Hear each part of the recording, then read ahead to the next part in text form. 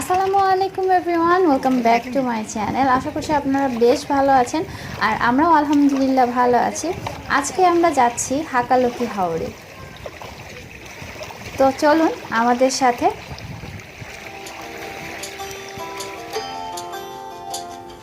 তো যাওয়ার জন্য এই তো রেডি হয়ে গিয়েছি আর আমরা দুপুরের দিকে বের হব আর লাঞ্চটা আমরা বাহিরেই করব, যার কারণে আমরা বাসা থেকেই রান্নাবান্না করে নিয়েছি আর আম্মুর হাতের স্পেশাল বিরিয়ানি রান্না হয়েছে।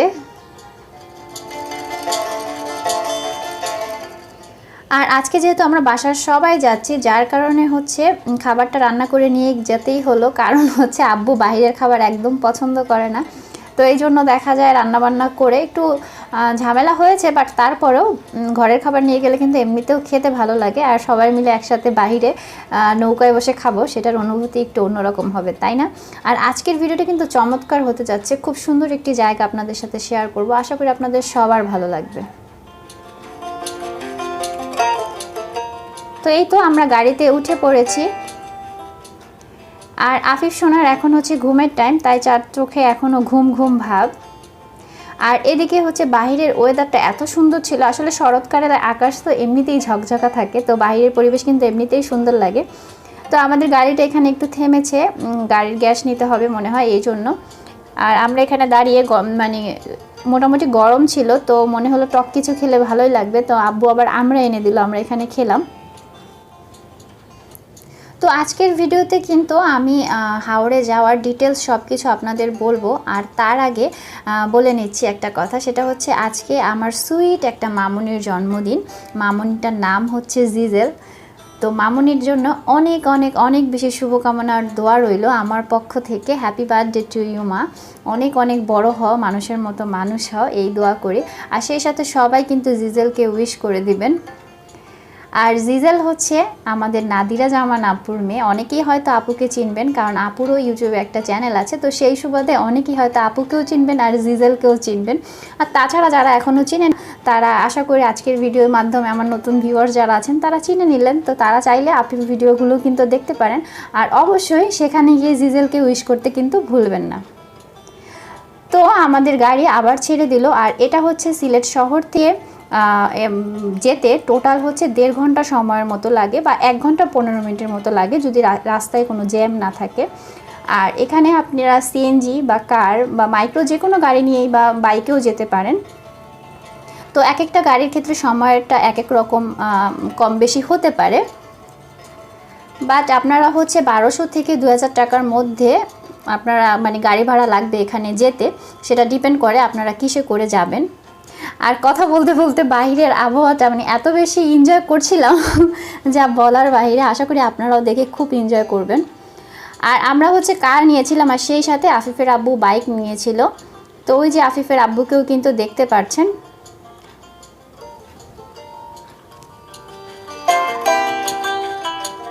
তো আমার ছোটো ভাই দেখা যায় কিছুক্ষণ গাড়িতে ছিল আবার কিছুক্ষণ বাইকে ছিল, এভাবে করে আমরা গিয়েছি। আর যাওয়ার সময় ফুল রাস্তাটাই খুবই সুন্দর থাকে। এটা হচ্ছে জকিগঞ্জে অবস্থিত, তো সিলেটের যারা আছেন তারা তো চিনেনি, আর সিলেটের বাইরে যারা আছেন তারা কিন্তু ড্রাইভারদের বললেই আপনাদের সেখানে নিয়ে যাবে। তো আমরা সেই কাঙ্ক্ষিত জায়গায় পৌঁছে গেছি, এই যে দূরে হাওর দেখা যাচ্ছে, তো আমরা গাড়ি থেকে নামলাম। আর এখানে আশেপাশের দোকানগুলো আপনাদেরকে একটু দেখিয়ে দিচ্ছি, এবং এখানে অ্যাড্রেসও আছে মোটামুটি, তো আপনারা দেখে নিতে পারছেন কিন্তু। আর চাইলে এই ফোন নাম্বারে যোগাযোগ করেও কিন্তু আপনারা এই জায়গার এক্সাক্ট লোকেশনটা নিয়ে নিতে পারেন যদি নিজেরা মানে আলাদাভাবে আসেন আর কি।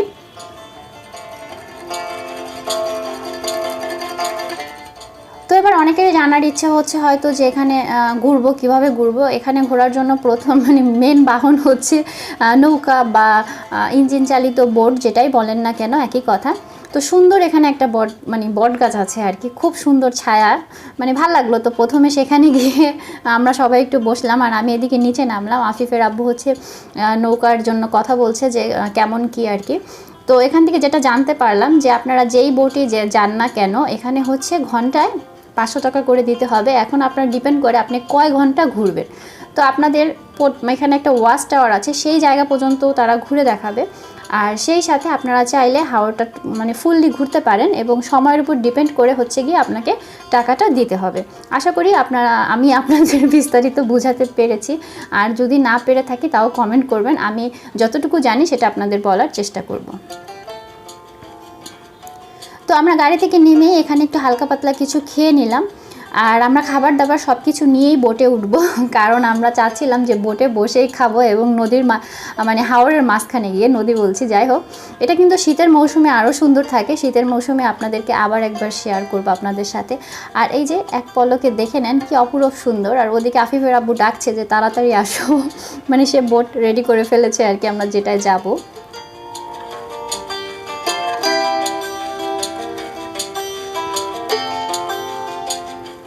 তবে বর্ষায় হাওরের সৌন্দর্য একরকম আর শীতে সেটা অন্যরকম।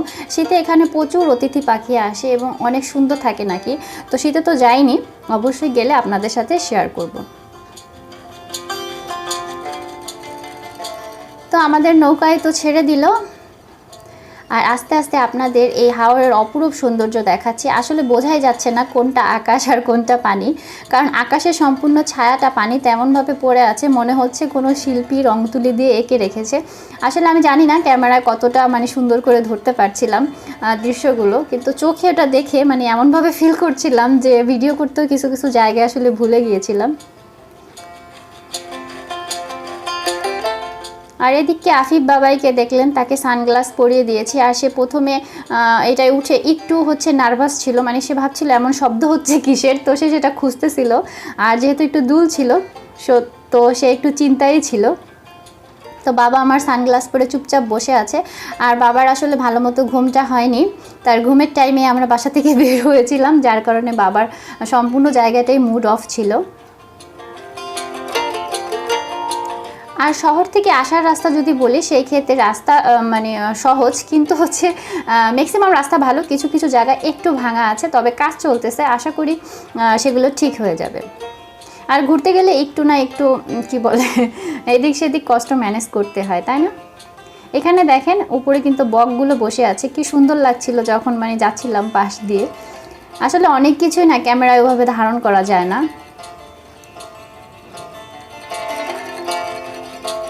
আর যেহেতু বোটে বসা ছিলাম তাই ক্যামেরাটা অনেকটাই শেক করছিল। আর এদিকে আফিফ বাবাইকে দেখতে পাচ্ছেন, সে আম্মুর সানগ্লাস পরবে, সে খুব খুশি হয়েছে এটা পরে, মানে তারটা দিলে সে পছন্দ করে না। আর অলরেডি সে একটা সানগ্লাস বাসা থেকে বের হওয়ার সময় ভেঙে তারপরে বের হয়েছে, পরে তার আগেরটা মানে পুরনোটা নিয়ে গেছি আর কি। তো এই যে দেখেন কি সুন্দর, চারিদিকে যেদিকেই তাকাবেন শুধু পানি আর পানি, মানে অসম্ভব রকমের ভালো লাগে। যদিও কিন্তু এখানে অনেক বেশি পানি না, আপনার ম্যাক্সিমাম জায়গায় হচ্ছে মানে ঠাই পাবেন আর কি, পা দিয়ে মাটিতে পা রাখতে পারবেন এরকম আর কি। তো কিন্তু দূর থেকে মনে হচ্ছে যেটা নদীর মতো বা অন্য কিছু, কিন্তু সেরকম ঢেউ থাকে না, একদম স্থির আর স্বচ্ছ পানি। তো আমি আবার আফিফের মুখটা একটু এখান থেকে ধুয়ে দিলাম, পানি বেশ কয়েকবার ওর হাতে দিচ্ছিলাম, আর ও খুব অবাক হয়ে চারিদিকের পানিগুলো দেখছিল যে এটা কি হচ্ছে, মানে ওর কাছে খুবই অবাক লাগছিল বিষয়গুলো, কারণ যেহেতু ওর কাছে এটা প্রথমবারের মতো। আর এদিকে আফিফের আব্বু চলে গিয়েছে, সে নৌকা পেলেই তার এটা হচ্ছে নৌকার সিগনেচার পোজ বলা যায়, তো নৌকা পেলেই সে এভাবে ছবি তুলে।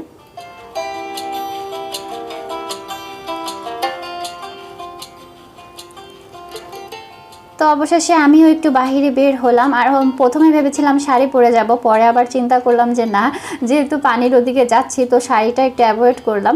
আর হুটহাট করে আসলে প্ল্যানিংটা হয়েছে, তো আগে থেকে ওভাবে প্রিপারেশন ছিল না।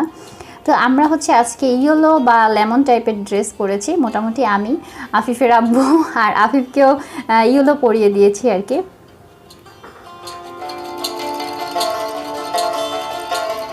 আর যেদিন যাব ওদিন সারাদিন রাত আমার ঘুম হয়নি, আসলে কি প্রবলেম হয়েছে আমি জানি না, আফিফ একটু দেরিতে ঘুমিয়েছিল আর আমার ঘুমই হয়নি, যার কারণে আমাকে খুব বিধ্বস্ত দেখা যাচ্ছে।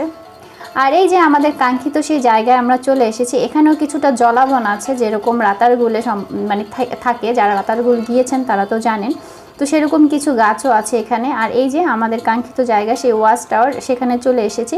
এখন আমরা নৌকা থেকে নামবো, আর এখানে দেখলাম সবাই সুন্দর গোসল করতেছে। তো আফিফের আব্বু আগে থেকে অবশ্য বলেছিল সে হাওরে গোসল করবে, তো তার প্রিপারেশন সে নিয়ে এসেছে আর কি। আপনারা নায়না বুড়িকে দেখলেন, নায়না বুড়ির ড্রেসটা নিয়ে আজকে কিছু কথা বলবো একটু পরে। তো আমরা এখানে উঠতেছি, তবে এই জায়গার রেলিংগুলো একদমই মানে খুলে গেছে হয়তো, মানে জায়গাটা খুব রিস্কি মনে হয়েছে আমার কাছে, ভয় লাগতেছিল ওঠার সময়, কারণ একদমই রেলিং ছিল না। এগুলোর প্রতি আসলে একটু ভালো মতো দৃষ্টি আকর্ষণ করা উচিত, যাতে এগুলো একটু সুন্দর পরিপাটি থাকে, কারণ মানুষ শখ করে এসব জায়গায় ঘুরতে আসে, তো যাতে কোনো দুর্ঘটনা না হয় আর কি। তো এই তো আমরা উপরে উঠছিলাম, তো পানি, আর আমাদের ড্রাইভার সাহেব নিচেই বসা ছিল, তাকে বললাম যে ভাই আপনি উপরে আসবেন না, সে বলতেছে না আমি ওখানেই বসে থাকবো। তো উপর থেকে আপনাদের ওভারঅল ভিউটা একবার দেখিয়ে দেই।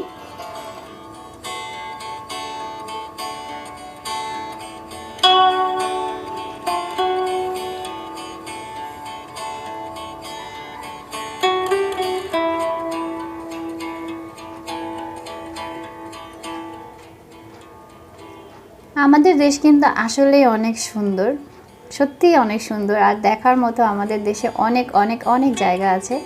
তো আমরা সপরিবারে এখানে একটু দাঁড়ালাম ছবি তোলার জন্য, যদিও আম্মুকে সহজে ছবির জন্য দাঁড় করানো যায় না, তো তারপরে একটু দাঁড়ালাম আর কি। আর এই ফাঁকে একটু ভিডিও করে নিলাম। আর আফিফ ব্যস্ত আছে তার নানা ভাইয়ের কলম নিয়ে, সে খুব মনোযোগ দিয়ে দেখছে এটা কি জিনিস।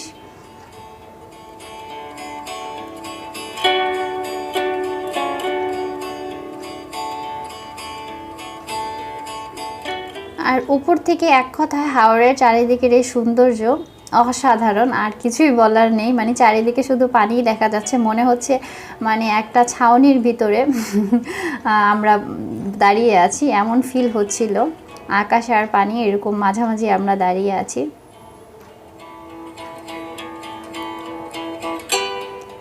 আর এটা হচ্ছে পৃথিবীর সবচেয়ে বড় হ্যাপিনেস, মায়ের সাথে সময়। আর এখন আমার বুড়া বুড়িকে দেখাচ্ছি। এটা হচ্ছে আফিফের সবচেয়ে ভালো সঙ্গী। আফিফ তাকে হাপ্পা দিচ্ছে, এই যে দেখেন, সবচেয়ে বেশি হাপ্পা মনে হয় তাকেই দেয়, আর হাপ্পা দিয়েই তার মুখ মুছে দিতে হবে, দেন সে আরেকটা হাপ্পা দেয়। মানে আফিফের ওয়ে হচ্ছে এইটা।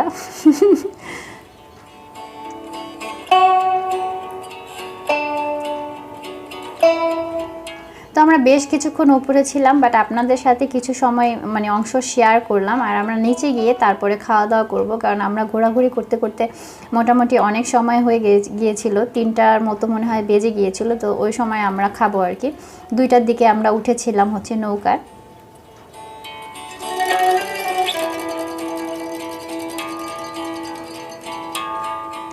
এদিকে আমি আপনাদেরকে একটু হাই দিচ্ছিলাম, তো সেই যে মানে সব সময় তার দুষ্টামি থাকবে।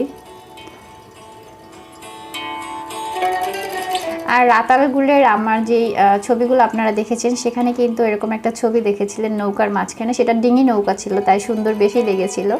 এটা অবশ্য ডিঙি নৌকা না, তো যার কারণে তারপরও ওয়াচ টাওয়ারের উপর থেকে এই শ্যুটটা করা হয়েছে।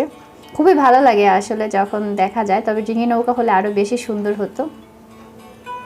তো তারপরও যতটা সুন্দর এসেছে এটাই অনেক।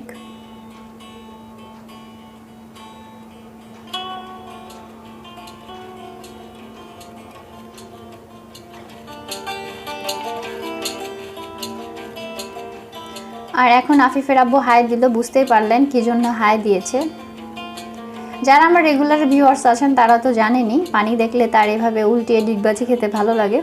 তো সে পড়ে গেল, যেই কথা সেই কাজ।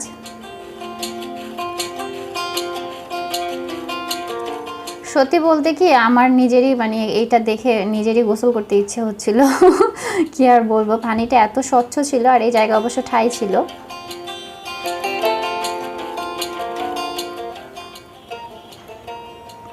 তো আফিফের সাথে আফিফের আব্বু এই যে দুষ্টামি করলো, আর এই যে সে ডুবে অনেক দূর থেকে এখানে আসলো, বললাম যে দেখো নৌকা ধরতে পারো কিনা, বাট সে নৌকা ধরতে পারেনি, তবে কাছাকাছি এসেছে, এই আর কি।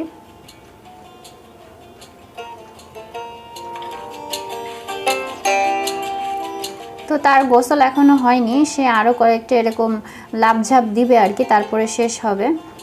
তো তার এই পড়া দেখে আশেপাশে যে মানুষগুলো ছিল তারা খুব ভয় পাচ্ছিল আর বলছিল ভাই আপনি কিভাবে সম্ভব। তো পরবর্তীতে কয়েকজন অবশ্য ট্রাইও করছিল। আর তারপরে এই যে আমরা খাওয়া দাওয়া নিয়ে বসে পড়েছি, প্রচণ্ড ক্ষুধা লেগেছে, এখন খাবার পালা।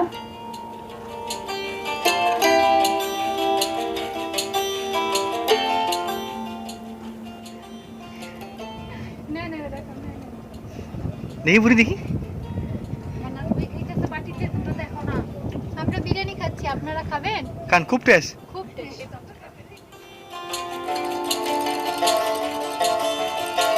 তবে একসাথে বসে এভাবে খেতে আসলে ভালোই লাগছিল। একদম আমাদের নৌকার মাঝি থেকে শুরু করে গাড়ির ড্রাইভার আর সাথে আমরা যারা আছি সবাই একসাথে, ইভেন আফিফকেও বসিয়ে দিয়েছি। আর ওই যে দেখেন ওয়াচ টাওয়ার থেকে এখানে আমরা আছি, আমরা কিন্তু ওয়াচ টাওয়ারের পাশে থেকে মানে মাঝিকে বলেছি আর নৌকাটা যাতে না চালায় এমনিতেই রেখে দিয়েছে। তো ভাসতে ভাসতে কিন্তু আমরা এত দূর চলে এসেছি আর কি। মানে এখানে অনেক বাতাস, যার কারণে বাতাসেই কিন্তু নৌকাটাকে ঠেলে এদিকে নিয়ে এসেছে। তো আমরা খাওয়া দাওয়া শেষ করলাম আর দেখতেই পাচ্ছেন অনেকটাই সন্ধ্যা হয়ে আসছে, বলা যাবে না ঠিক 4টার মতো বাজতেছে, কিন্তু মনে হচ্ছে যে সন্ধ্যা হয়ে যাচ্ছে, একটু মেঘলা ছিল আকাশটা। তো আমরা এই তো ফিরে যাচ্ছি আর সেই দৃশ্যগুলো, মনোরম দৃশ্যগুলো উপভোগ করছিলাম, ভীষণ ভালো লাগছিল।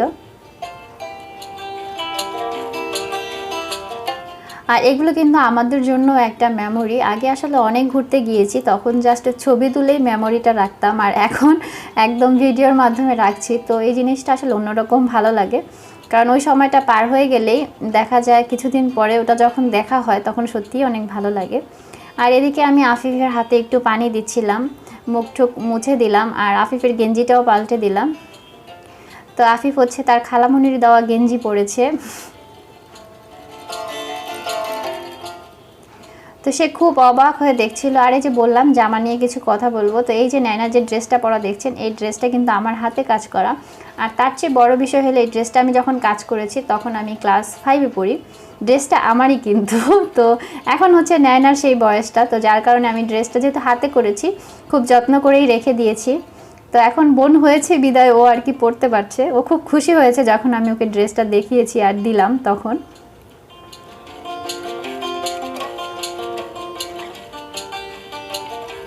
আর আমার কাছে এই কলাপাতা কালারটা ভালোই লাগে, নায়নাকেও বেশ ভালো লাগছে দেখতে।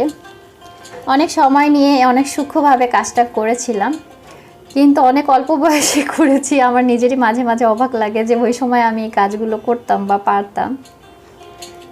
তো হাতের কাজের জিনিসের প্রতি ঝোঁক আসলে আমার ছোটোবেলা থেকেই ছিল বলা যায়। তো সেই থেকেই আসলে এই হাতের কাজের জিনিসের প্রতি ভালো লাগা, ভালোবাসা এবং অন্যরকম একটা মায়া।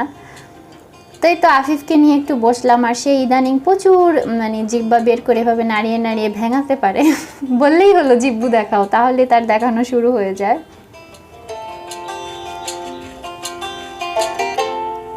তো আমরা একেবারে হচ্ছে পাড়ের দিকে চলে এসেছি। তো যেতে যেতে আপনাদের সাথে এখানে কিন্তু হাওরে প্রচুর পরিমাণ মাছ পাওয়া যায়, তার কিছু জিনিস আপনাদের সাথে, কিছু মাছ আর কি আপনাদের সাথে শেয়ার করব। আর এখানে আরও কি কি জিনিস কিনতে পাবেন সেই সব বিষয়ে একটা ধারণা দিব।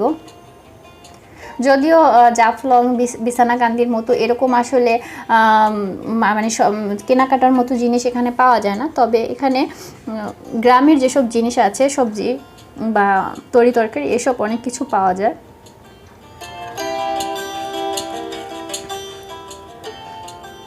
তো এই তো আমরা নৌকা থেকে নামলাম, নেমে শেষবারের মতো আবার আপনাদেরকে একটু দেখাচ্ছি। আর দেখতেই পাচ্ছেন আসলে আমার ঘুম ঠিক মতো না হলে আমার অবস্থা খুব খারাপ হয়ে যায়। আর আফিফ হওয়ার পর থেকে মানে ঘুমের খুবই প্রবলেম। আর এই ছাগলটাকে দেখে আমার ভীষণ ভালো লেগেছে আসলে, কি বলবো, এই দৃশ্যটা সত্যিই অনেক ভালো লাগার। ছাগলের বাচ্চাগুলো পেটের মধ্যে নড়ছিল, দেখে আমার ভীষণ ভালো লাগছিল, তাই একটু শ্যুট করলাম, আপনাদের সাথে শেয়ার করলাম।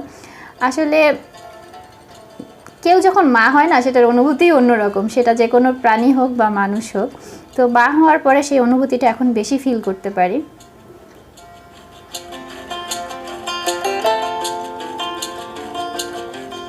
তো এই যে আপনাদের সাথে এই জায়গার আরেকটু মানে মোটামুটি যে অ্যাড্রেসটা সেটা একটু শেয়ার করলাম। আর এখানে যে উদ্বোধন হয়েছে তাদের ডিটেলস দেওয়া আছে। আর সিলেটে কিন্তু এরকম গাড়িতে করে হরেক রকমের আচার বিক্রি করে, এটা একটা প্রসিদ্ধ এই সিলেটের জন্য। আর এখানে একটা মাজারও আছে, আপনারা চাইলে মাজার দেখে আসতে পারেন। যদিও আমরা কেউ যাইনি, আমার ছোটো ভাই গিয়েছিল শুধু। আর এখানে হচ্ছে জাম্বুরা দেখলাম, দেখে খুব ভালো লাগলো, তো আম্মু নেওয়ার জন্য দামাদামি করছিল। তো জাম্বুরা নতুন একটা ওয়ে দেখলাম, সেটা হচ্ছে আঙ্কেল খুব সুন্দর করে সুতা দিয়ে এভাবে মানে মালার মতো করে বেঁধে দিল 4টা জাম্বুরা। এটা আমি আগে কখনো দেখিনি। তো আঙ্কেল মানে আগে ছিদ্র করছিল, পরে আবার সুতাটা ঢুকাচ্ছিল। তো বললাম আঙ্কেল এখানে তো মোটা একটা সুই নিলেই হয়। তো আঙ্কেল বলছিল আসলে আশেপাশে সেরকম কোনো জায়গা নাই যেখান থেকে সে সুইটা কিনবে। তো শুনে খুব খারাপ লাগছিল। আসলে আমরা শহরে যারা থাকি তারা সব কিছু কতই না সহজে অ্যাভেলেবেল পেয়ে যায়, বাট গ্রামের মানুষ কিন্তু অনেক বেশি মানে তাদের জীবন অনেক বেশি কঠিন, অনেক বেশি স্ট্রাগল করতে হয় তাদেরকে। তো এবার আপনাদের কিছু মাছ দেখাই। আমরা চলে আসার সময় হাওড় থেকে মাছ তুলে নিয়ে আসছিল কিছু লোক। আর মজার একটা বিষয় দেখায়, আম্মু এই যে হাতে করে জাম্বুরা নিয়ে যাচ্ছে। তো এই যে তাজা তাজা মাছ দেখতে পাচ্ছেন, যারা ছোট মাছ পছন্দ করেন আই থিঙ্ক তাদের অনেক ভালো লাগবে। মাত্র এই মাছগুলো তুলে নিয়ে এসেছে, অনেকগুলো এখনও নড়ছিল আর কি।